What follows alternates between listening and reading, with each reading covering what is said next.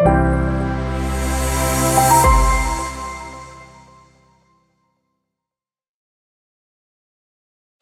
tout le monde, donc bienvenue parmi nous. Donc, je ne m'attendais pas à avoir autant de monde quand on savait qu'on avait l'horaire de 10h30 et en fait je suis assez agréablement surpris. Je suis d'autant plus surpris que en fait ici on avait prévu de parler de poésie. Donc vous savez, Eviden, Scale Twin, tout ça sont des noms magnifiques. Alors Eviden, pour ceux qui ne connaissent pas, hein, c'est une émergence d'Atos, donc une toute petite société. Et puis Scale Twin qui a développé un jumeau numérique dédié à la supply chain, donc des choses qui devraient aussi vous intéresser. Donc, en fait, pourquoi on parle de poésie? Il y a des gens comme Pierre Reverdy, par exemple, qui... oui, alors, je vous ai bien dit que ici, c'était un atelier poésie. On est d'accord? Vous n'êtes pas surpris de ça, hein? Donc, en fait, Pierre Reverdy disait que la poésie, ça permet de rapprocher des domaines isolés pour révéler un lien secret entre les choses. Donc ça, c'est des choses qui peuvent être intéressantes quand on parle de données en silo, des choses qui sont très séparées. Donc la poésie est là pour les réconcilier, ce que le langage rationnel sépare, en fait. Et il y a un autre poète, Jacques Reda, pardon, qui a expliqué que la poésie, ça commence avec le langage. Donc en fait, c'est simple, tout le monde fait de la poésie. Mais quand on cherche à faire mieux que la poésie qu'on comprend pour de la prose, en fait, le fait que nous parlions, c'est déjà de la poésie. Et faire émerger une autre réalité, c'est de la surpoésie. Donc on va essayer de voir ça d'un point de vue supply chain. Alors, quand on parle de l'IA, il y a des outils que vous connaissez tous depuis quelques années maintenant, qui permettent de faire de la génération. Et pourquoi pas, si on demande à des outils comme Perplexity, par exemple, de dire écoute, dans le style de Charles Baudelaire, j'aimerais que tu me fasses un petit quatrain sur l'IA dans le domaine de la supply chain. Et donc, on a des choses assez intéressantes. Mais il n'y a pas que Charles Baudelaire, il y a aussi Arthur Rimbaud, il y a aussi, alors là, il parle des flux de données dans l'algorithme dense, etc. C'est magnifique, c'est de la poésie. René Char fait aussi partie de mes poètes favoris. Donc, on peut après traverser l'Atlantique pour aller au Canada. Et il y a Alice Munro qui, petit prix Nobel en 2013, nous dit des choses assez intéressantes. Alors, on n'a pas le temps, ici, dans cet atelier poésie, d'explorer tous ces quatrains qui sont magnifiques, qui sont générés, encore une fois, par Perplexity. Mais Louise Gluck, alors personne ne connaît Louise Gluck, parce que la poésie, c'est pas très marketing. D'accord, c'est pas très diffusé. Et pourtant, c'est ce qui fait bouger le monde, en fait, mais on ne s'en rend pas compte tout de suite. Donc, dans l'entrepôt silencieux, les algorithmes murmurent, et tout ça, c'est magnifique. Les fleurs de données s'épanouissent sans parfum, c'est généré par l'IA.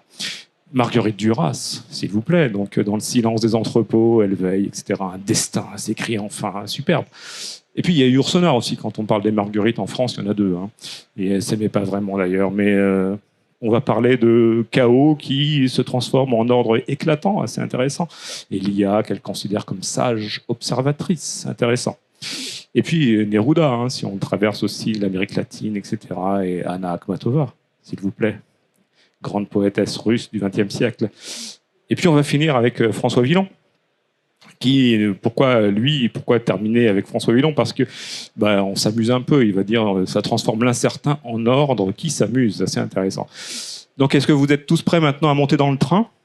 Parce qu'il y a des transports à ne pas perdre. Et le train, c'est un peu l'IA en fait. Ok. Donc je passe rapidement sur ce qui nous intéresse ici, plus précisément sur ce qu'on appelle la data fabrique.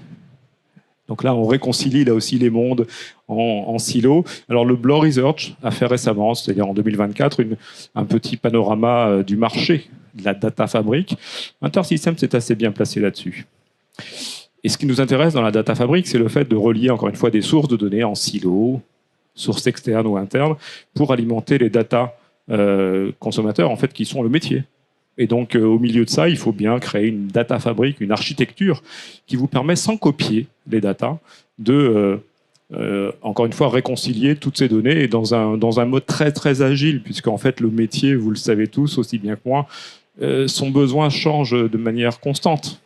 Il n'est jamais content, ses besoins changent, il a besoin d'aller toujours plus loin et les modèles ne sont pas toujours adaptés au sens agilité du terme pour répondre en temps réel à son besoin et de s'adapter constamment à ce que le métier exige. Donc l'idée de la data fabrique, c'est clairement de ne plus copier les données, de ne plus déplacer pour les mettre dans des data warehouses, mais au contraire d'y accéder de manière dynamique uniquement sur les données pertinentes. Et on gagne en ça énormément par rapport à ce qui s'est fait dans les années passées sur la partie data warehouse ou data lake. Donc la data fabric, c'est l'avenir, c'est la poésie de la réconciliation. Et j'en profite pour passer la main à Valentin. Bonjour à tous, merci d'être venus aujourd'hui. Je m'appelle Valentin Dussert, je suis consultant IA pour Eviden. Et aujourd'hui, je vais vous parler du coup de IA, d'optimisation et de supply chain, et comment optimiser votre supply chain avec de l'IA. Donc, dans un premier temps, je vais vous parler un peu de moi pour me présenter. Je viens de rejoindre Eviden. En fait, ça fait 2 mois que je travaille pour eux. Avant ça, j'étais lead data scientist chez Ralph Lauren. Et en fait, je faisais partie du département achat. Et j'ai automatisé en fait le replenishment de tous les produits Ralph Lauren typiques, donc les casquettes, les polos, etc., pour tous les magasins d'usine Ralph Lauren dans le monde. Et en fait, l'IA, ça permet de faire des belles choses. Et moi, quelque chose dont je me rappelle toujours de Ralph Lauren, c'était 40 000 casquettes jaunes dans un entrepôt alors qu'on n'en vendait que 2000 par an. Et ça venait du fait que les prédictions étaient faites à la main. Voilà, donc pour en revenir à Eviden, je vais vous présenter notre équipe. Nous, on est Vertical AI. Donc, en fait, on est une équipe d'experts IA qui est en Europe, principalement en France et en République tchèque. Et on intervient du coup dans beaucoup d'industries et on a beaucoup de capacités horizontales. Et donc dans le domaine du retail, on a des belles références comme vous pouvez voir. Pour se focus un peu plus du coup sur la supply chain, je voudrais commencer par vous parler d'un problème qui touche toute l'industrie, mais qui touche également la supply chain et qui est en fait un véritable frein pour se lancer dans des cas d'usage IA. Ce problème, c'est les silos de données. En fait, ça vient d'un paradigme qui est classique et historique. En fait, c'est le paradigme app-centric, où en fait, comme on peut voir, on a plein d'applications et on a des modèles de données pour chaque application. Et en fait, quand on est dans ce paradigme-là, c'est assez difficile de faire de l'innovation parce qu'on est obligé de créer des connecteurs entre chaque modèle de données à chaque fois. Et en fait, ce sur quoi il faut tendre, c'est un modèle de data central, comme vous pouvez voir sur la droite, où toutes nos applications viennent piocher dedans. Et donc, en fait, quand on veut faire des cas d'usage IA, on a juste à développer par-dessus le modèle de données central. Et c'est un vrai accélérateur pour l'innovation. Donc nous, chez Eviden, c'est quelque chose qu'on voit au quotidien avec nos clients. Et donc, c'est souvent la première étape avant de faire des cas d'usage IA. Maintenant, pour vous parler un peu de cas d'usage IA un peu plus, en fait, là, cette slide, elle est un peu touffue, mais en gros, on peut voir l'analytics de gauche à droite de simple au plus complexe. Et en fait, l'IA, ça va se situer vraiment entre prédictive et prescriptive. C'est-à-dire quand on est capable en fait de prédire ce qui va se passer, ensuite on est capable d'anticiper ce qu'il faut faire. En fait, avec cette notion de quand on peut prédire quelque chose en fonction de paramètres, on est capable en fait de simuler plusieurs scénarios et ensuite de prendre le scénario qui nous avantage le plus. Et en fait, c'est vraiment là qu'on rentre dans l'optimisation. Donc, comme vous pouvez le voir, avec Eviden, on s'est rendu compte que nos clients, ils atteignent souvent aujourd'hui un niveau de maturité où on est au-delà du prédictif. Et donc vraiment, on intervient beaucoup dans cette partie droite de ce graphique, dans l'optimisation. La slide qui manque, en fait, c'était une slide qui visait à dire que la demande, en fait, c'est l'interface entre les clients et notre supply chain. En fait, on a tous cette image en tête que les clients, ils sont vraiment au centre de notre supply chain. Et en fait, c'est à travers la demande qu'on peut modéliser leur comportement. Et donc, en modélisant la demande, en fait, on peut véritablement modéliser pour toute notre supply chain. Et pour revenir un peu sur cette notion d'optimisation et du coup de simuler pour prendre le scénario qui nous intéresse le plus, une fois qu'on a modélisé la demande en fonction de tous ces paramètres-là sur la gauche, et notamment le prix, ce qu'on peut faire, en fait, c'est du coup optimiser nos prix pour maximiser notre revenu. Ça c'est quelque chose qui marche très très bien. Bon, malheureusement, j'ai pas pu vous dévoiler le nom du client de la success story dont je vais vous parler, mais c'était une chaîne de pharmacie en Europe centrale. Et comme vous pouvez le voir, en fait, en changeant leur modèle de pricing dynamique, on a pu générer plus de 36% de revenus comparé à la solution précédente. Et en fait, ça représentait 4% de bénéfices bruts en plus, ce qui est assez énorme. Nous, chez Eviden, voilà notre démarche. En fait, on commence par un proof of value, puis un pilote. Et en fait, l'idée, c'est on va très vite voir si jamais il y a de la valeur dans le cas d'usage ou non. Et donc, en fait, nous ce qu'on cherche à faire, c'est véritablement déterminer rapidement est-ce que le cas d'usage est porteur ou non. Puis, s'il est porteur, on fera un pilote. Et ensuite, du coup, on partira sur une phase d'industrialisation. Puis voilà, on est capable de pousser encore plus loin vers la généralisation et du coup, une collaboration interdépartementale, etc. Voilà, c'est tout pour moi. Merci beaucoup. Oui, je vais une rapide présentation puisque je suis dans l'univers de la supply chain. Je suis dans l'univers de la supply chain depuis longtemps en tant que conseil. Donc aujourd'hui, fondateur du cabinet qui s'appelle Scale Twin. En réalité, nous avons 3 activités. Une activité de conseil, une activité aussi d'aider les entreprises à faire de l'analytique avancée sur leur supply chain. Et puis, on a développé historiquement un jumeau numérique.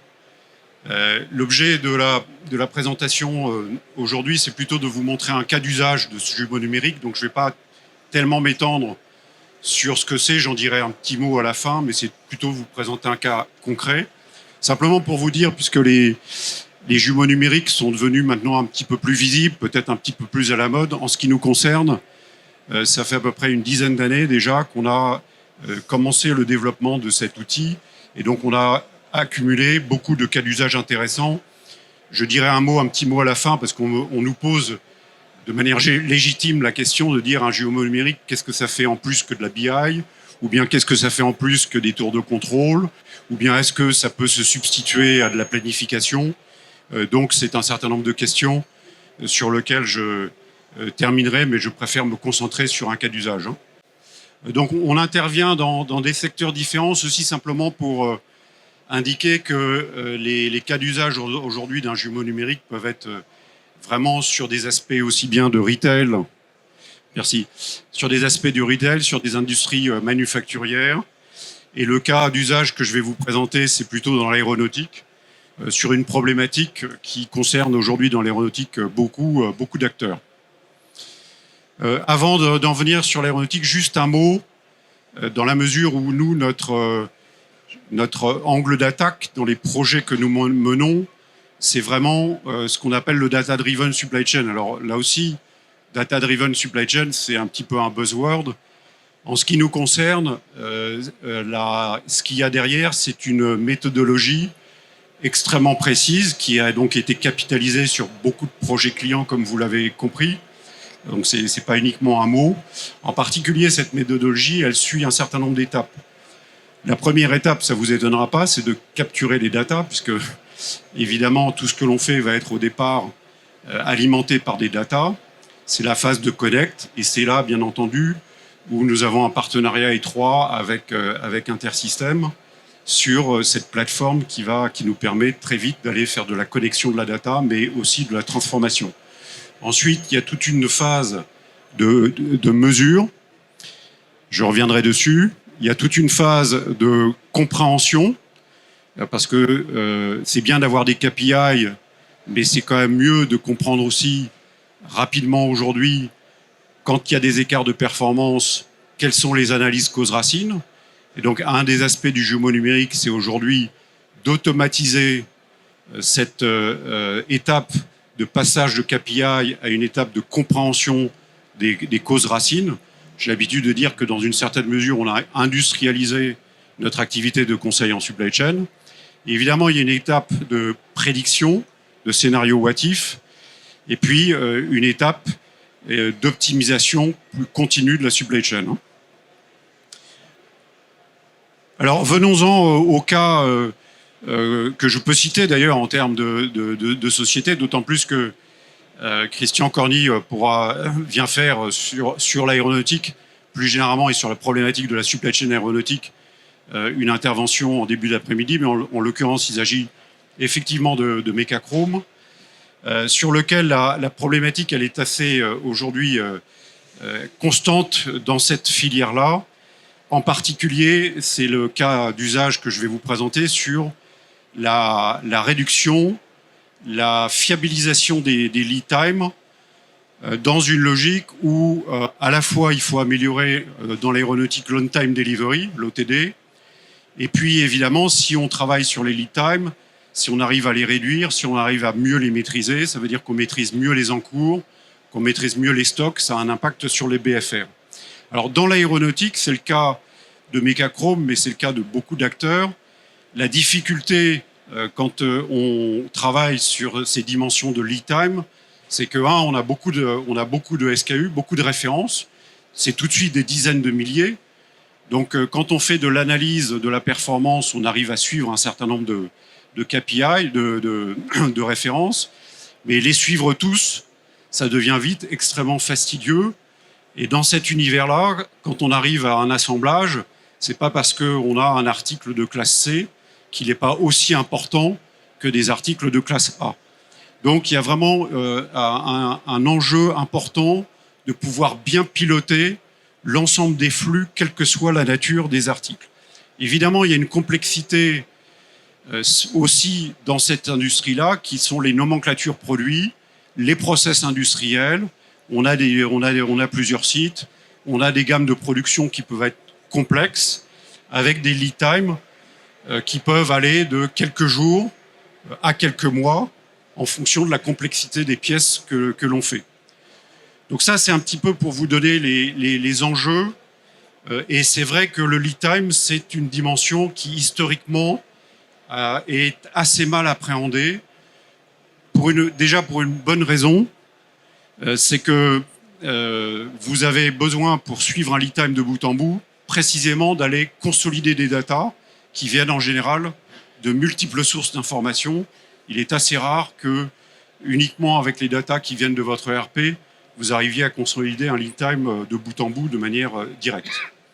Alors peut-être, pardonnez-moi si je pense que vous êtes nombreux à connaître ce que c'est que le lead time, mais c'est toujours utile aussi quand même de repréciser qu'est-ce qu'on appelle le lead time, parce que même en supply chain, on s'aperçoit que parfois, un certain nombre de notions fondamentales, on n'entend pas toujours la même chose derrière.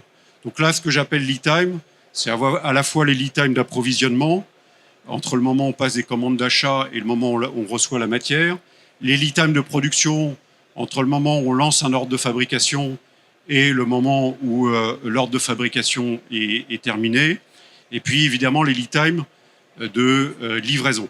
Alors dans le cas qui nous occupe, en général dans l'aéronautique, les lead times de livraison, c'est pas vraiment un problème pour la bonne et simple raison que dès que les pièces sont finies, c'est souvent livré sur le donneur d'ordre, chez le donneur d'ordre, et ça c'est d'autant plus vrai qu'aujourd'hui, comme vous le savez, c'est une filière qui a des difficultés en termes de retard pour différentes raisons, et donc en général les pièces partent tout de suite chez les donneurs d'ordre.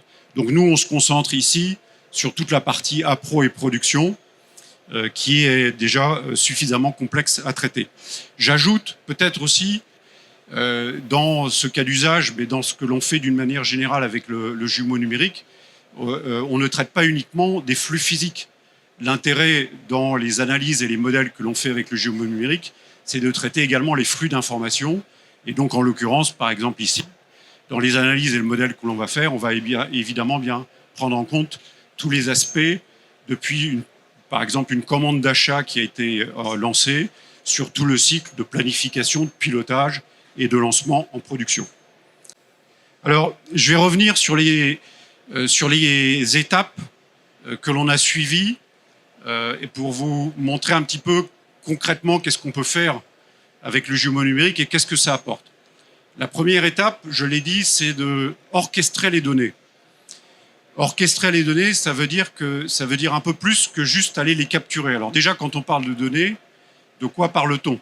En l'occurrence, ici, et ça c'est relativement générique dans ce que l'on fait avec le jumeau numérique, on a deux grandes classes de données. On a des données transactionnelles, les commandes, les ordres de fabrication, les ordres d'appro, etc.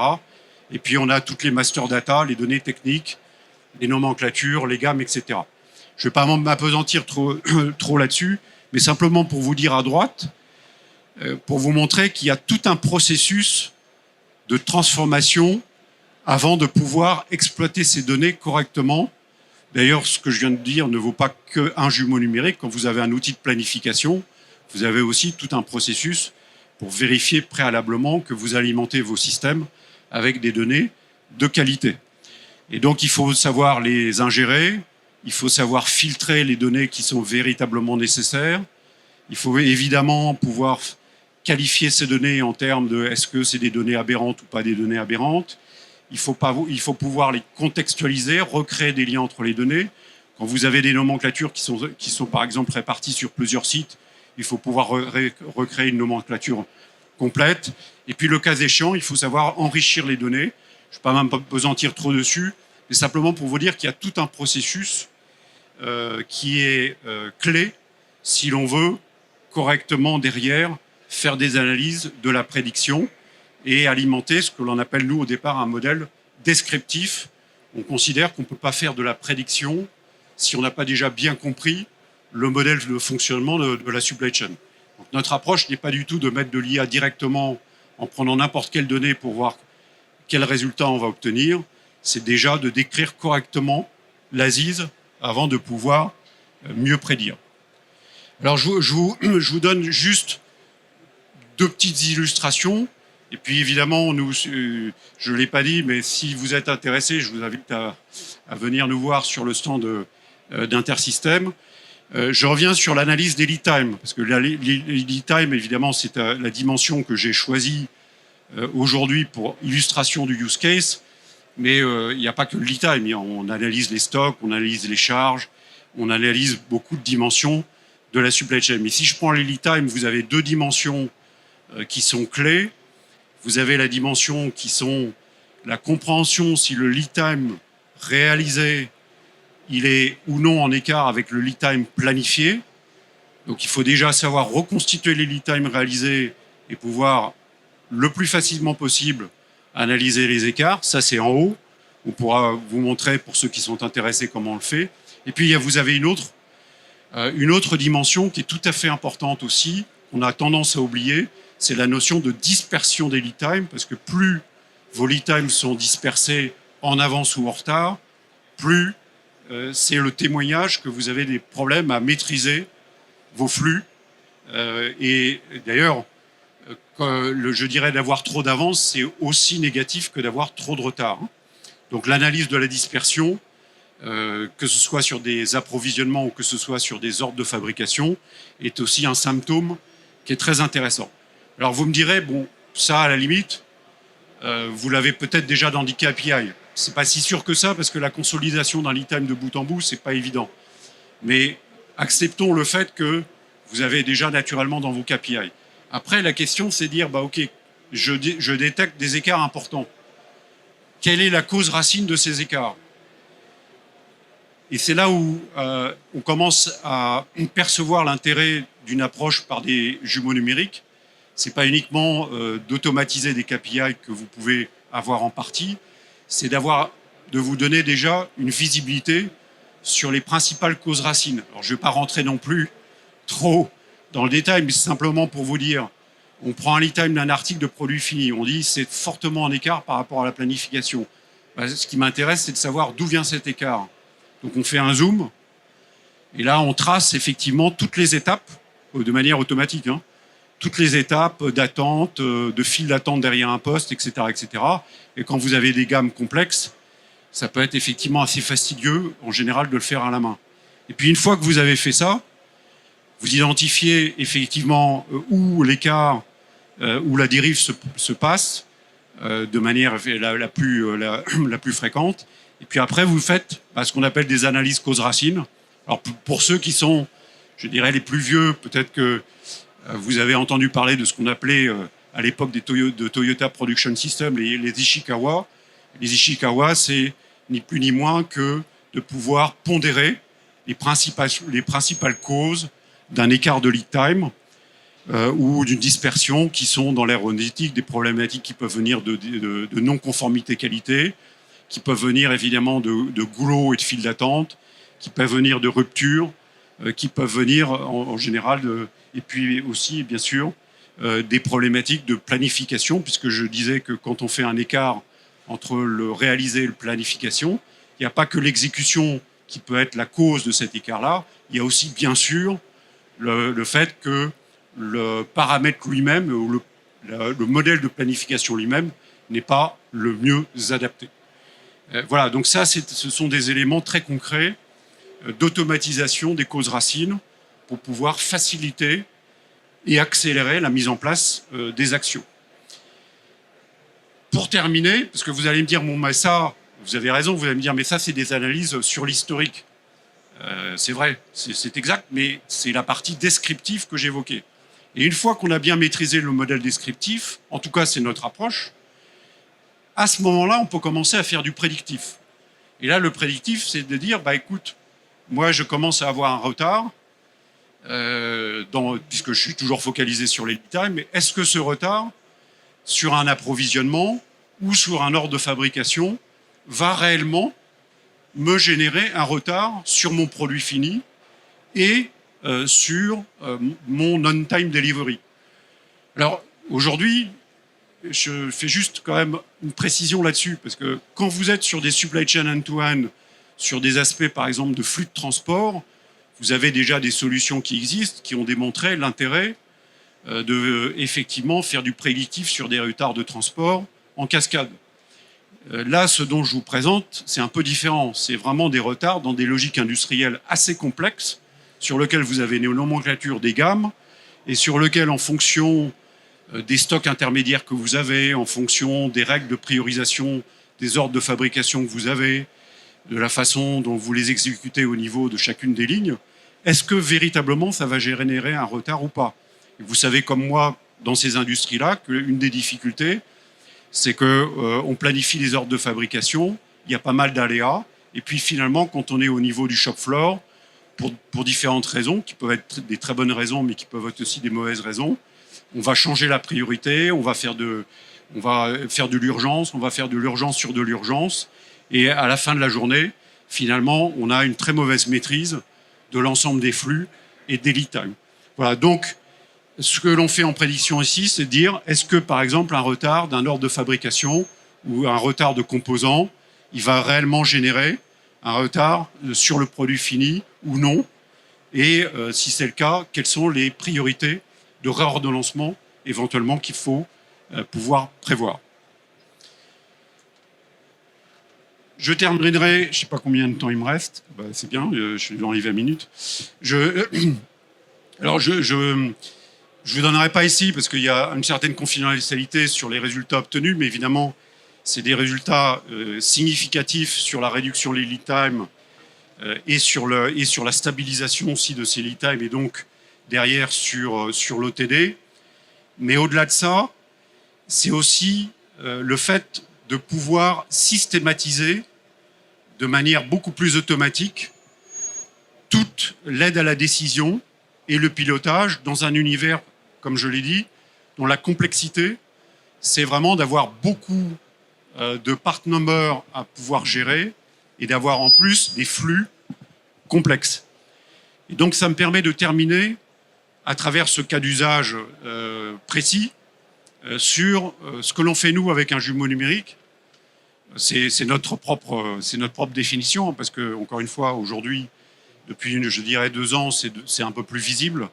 Et donc, il n'y a pas forcément, tout le monde n'a pas forcément la même vision et approche du jumeau numérique. En tout cas, ce que l'on fait, nous, c'est ce que vous voyez ici. La première chose, c'est on récupère des data sources de manière en temps réel, et on va faire toute cette transformation pour recréer et ces data dans un modèle de données qui est unifié et qui va être réellement exploitable. Donc on sait que, si vous me passez cette expression que tout le monde connaît bien, c'est pas du garbage in, garbage out. Et ça, cet aspect données, comme je le dis depuis longtemps, c'est pas qu'une question technologique. Il faut la technologie pour le faire, mais il y a une question métier. Hein. C'est très important. Ensuite, une fois qu'on a fait ça, c'est de donner de la visibilité sur des indicateurs sur lesquels, en général, en termes de tableau de bord, on a souvent du mal à les avoir. C'est pour ça que c'est souvent des indicateurs transversaux. On ne va pas s'amuser à mettre en place un jumeau numérique si c'est juste pour recréer des indicateurs qui marchent bien et qui existent depuis longtemps. Le lead time end-to-end, c'est souvent, par exemple, un indicateur difficile à consolider. Par exemple, l'analyse bullwhip, l'analyse des phénomènes d'amplification de la variabilité dans une supply chain end-to-end, qui sont aussi un des autres éléments d'un symptôme de non-maîtrise des flux, c'est aussi des indicateurs intéressants. Ensuite, le deuxième élément, c'est ce que j'ai appelé l'automatisation du diagnostic. Donc, ce n'est pas que des indicateurs, mais c'est d'automatiser les analyses cause-racine, en tout cas dans une large mesure. Donc, c'est aussi ce que les anglo-saxons appellent du diagnostic analytics. Ensuite, c'est ce que je vous ai montré, c'est de pouvoir faire de la prédiction parce qu'on a bien compris le modèle de description de la supply chain.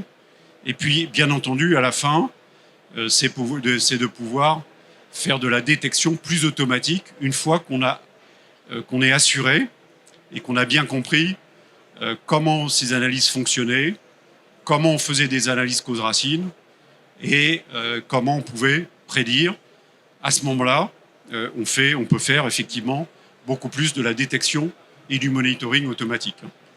Et donc, juste pour vous dire, et je conclurai par là, que dans tous les projets qu'on mène, deux choses. La première, c'est qu'on commence toujours par des pilotes pour montrer effectivement qu'est-ce que va apporter le jumeau numérique et comment on modélise une supply chain de bout en bout, avant de passer à une logique plus automatisée. Et puis la deuxième chose importante dans nos convictions, c'est que le jumeau numérique n'est pas une boîte noire.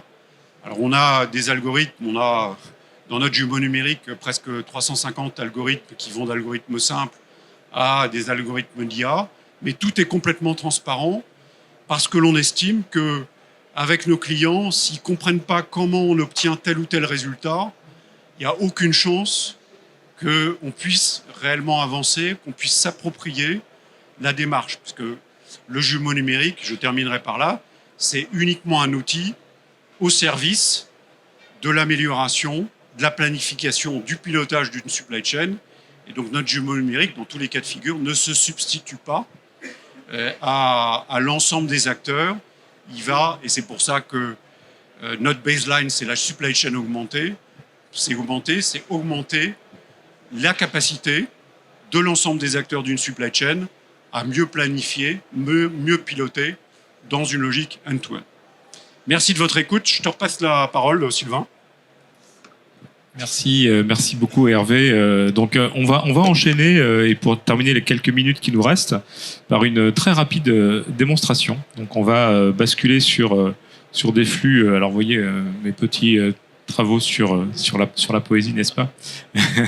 Donc Louise Gluck, qui quand même, je le rappelle, est aussi lauréate d'un prix Nobel de littérature. Alors ce qu'on voit ici, donc là, on est sur les données, comme l'a effectivement précisé Hervé, sur les données des 40 000 références de Mecachrome, et on voit, donc on a différents sites de production ici entre les données soit de France, soit de Tunisie, et donc il faut que je me relogue en fait, absolument.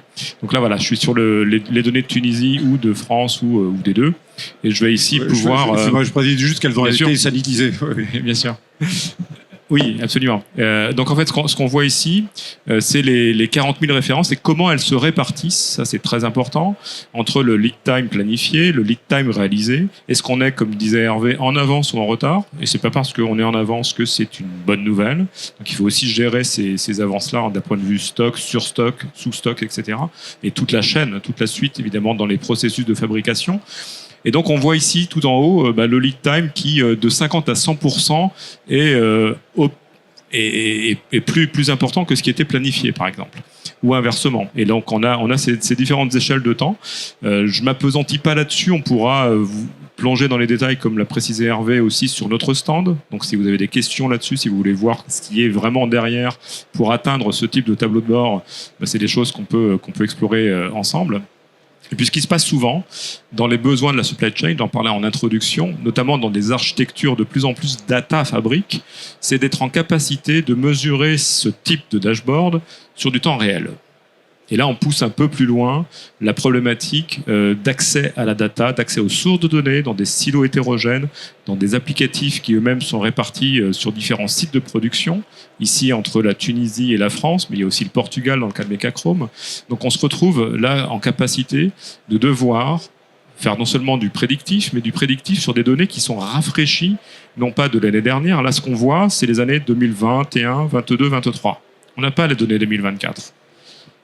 Et donc, on va simuler, puisque là, ça va être une simulation et qui, volontairement, pour la démonstration, elle va être en accéléré.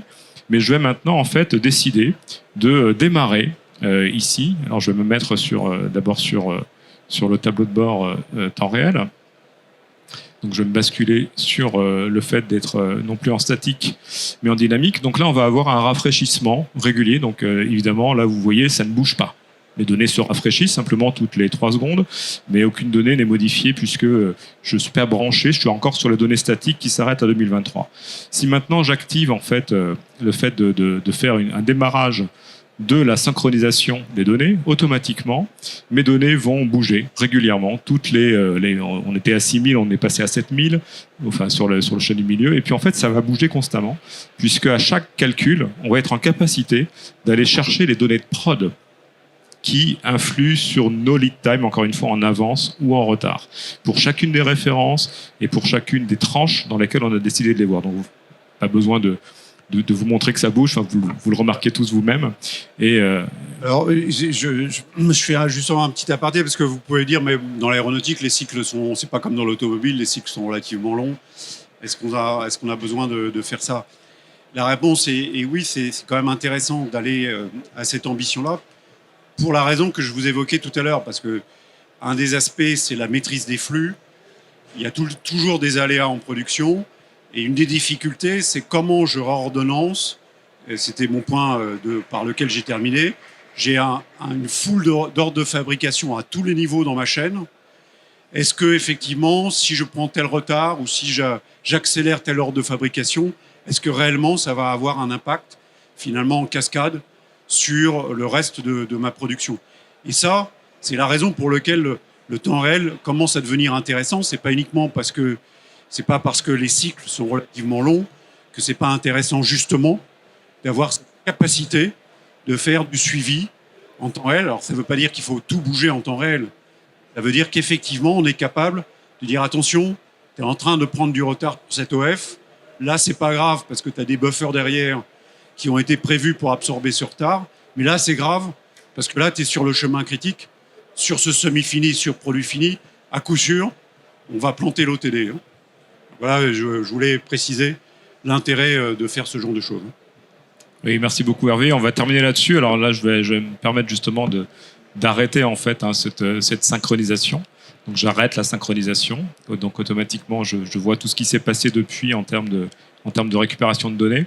Et je me permets ici, parce que c'est une démonstration, mais ça peut être aussi le cas en production, de revenir à la valeur initiale et donc de réinjecter simplement les données qui sont issues physiquement des sites de prod. Donc là, je régénère tous les tableaux de bord et puis je m'arrête à 2023, je suis revenu à la situation initiale.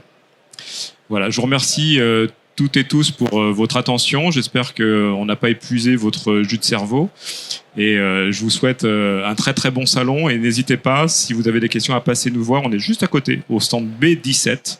Donc vous pourrez retrouver évidemment Hervé, Valentin, que je remercie au passage, pour explorer vos projets et discuter tranquillement de ce que vous ambitionnez avec Intersystems, Eviden et ScaleTwin. Eh bien, merci messieurs. On peut vous applaudir pour votre conférence. Merci.